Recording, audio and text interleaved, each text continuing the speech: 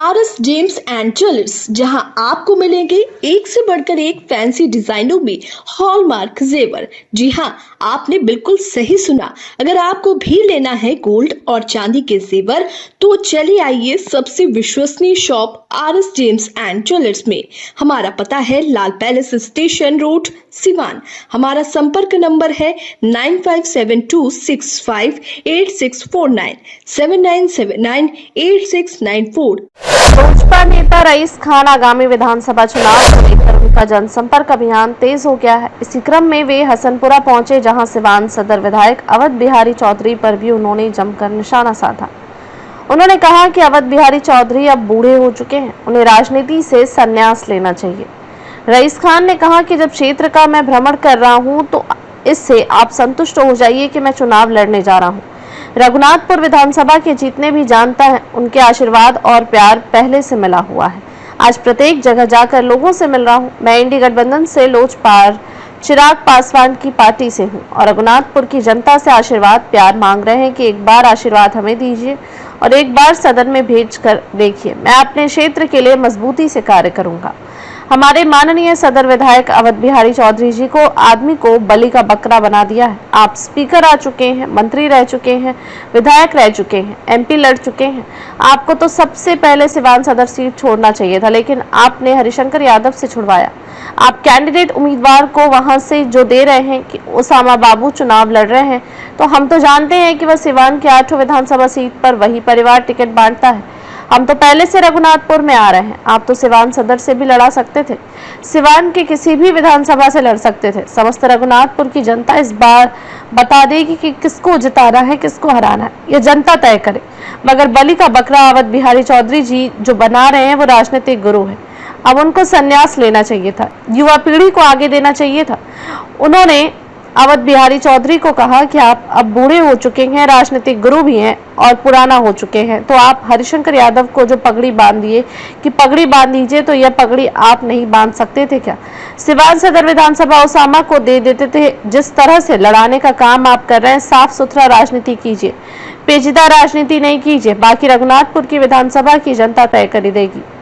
Rice Khan जी, आज से आप रघुनाथपुर विधानसभा के अलग अलग क्षेत्रों में भ्रमण करते हुए दिखाई दे रहे हैं। किस तरह की तैयारियां आपके द्वारा अपने विधानसभा क्षेत्र में हो रही है? ये जब हम क्षेत्र का भ्रमण कर रहे हैं तो इससे आप संतुष्ट हो जाइए कि मैं LJPR से चुनाव लड़ने जा रहा हूं रघुनाथपुर विधानसभा से। और रघुनाथपुर विधानसभा के जितने भी जनता है उनका आशीर्वाद प्यार पहले से भी हमें मिला हुआ है। आज थोड़ा सा बाजार पे जाके सारे लोगों से मिल रहा हूँ। मैं NDA गठबंधन से लोजपा से राष्ट्रीय अध्यक्ष चिराग पासवान की पार्टी से हम लड़ रहे हैं और रघुनाथपुर के जनता से आशीर्वाद प्यार मांग रहे हैं कि एक बार आशीर्वाद हमें दीजिए और एक बार सदन में भेज के देखिए। मैं अपने क्षेत्र के लिए मजबूती से कार्य करूंगा, मजबूती से काम करूंगा। रईस खान भैया जिंदाबाद, रईस खान भैया जिंदाबाद।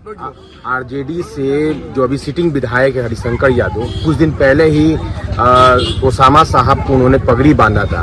वो भी अपनी दावेदारी रघुनाथपुर विधानसभा में पेश कर रहे हैं।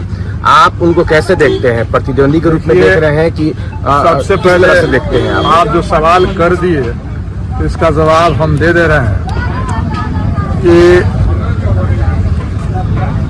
हमारे माननीय सदर विधायक अवध बिहारी चौधरी जी दो आदमी को बलि का बकरा बना रहे हैं।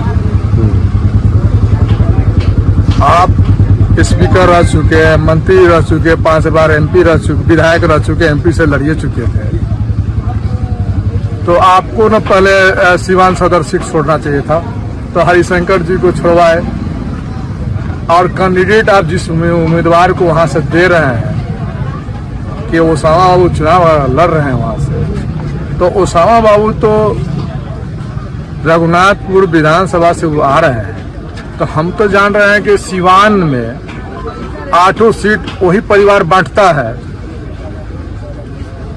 तो बांटता है तो हम पहले से रघुनाथपुर में आ रहे हैं, तो आप तो सिवान सदर से भी लड़ सकते थे, चाहे कहीं किसी भी विधानसभा से लड़ सकते थे।